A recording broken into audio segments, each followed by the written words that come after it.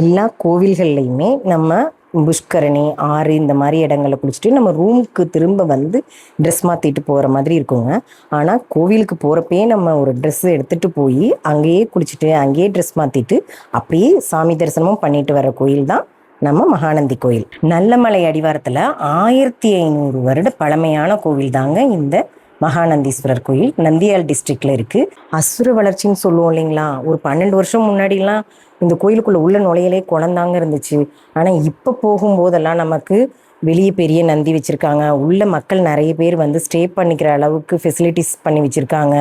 ரொம்ப இம்ப்ரூவ்மெண்ட் ஆயிருக்குங்க. நிறைய ரூம்ஸ் ரீசனபிளாகவும் அவைலபிளாகவும் இருக்கு. 24 ஹவர்ஸுமே நமக்கு. கோவிலுக்கும் உள்ள நுழையும் போதே லேடிஸ்க்கும் ஜென்ஸ்க்கும் தனித்தனியாக குளிக்கிறதுக்கு குளங்கள் இருக்கு.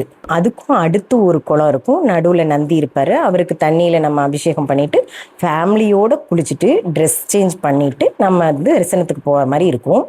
மூலவர் வந்து சுயம்பு மூர்த்தியாக இருக்காருங்க. இவருக்கு அடியில இருந்தால் இந்த நீர் வருது, அது குளத்துக்கு வருது.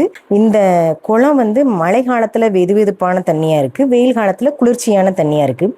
மூலவரோட விமானம் வந்து வட இந்திய கட்டமைப்பில் இருக்குது. வெளி கோபுரங்கள்லாம் நமக்கு ராஜகோபுரம் திராவிட கட்டமைப்பில் இருக்குது. நம்ம மகாநந்தீஸ்வரரோட காமேஸ்வரி அம்மன் தேவி இருக்காங்க.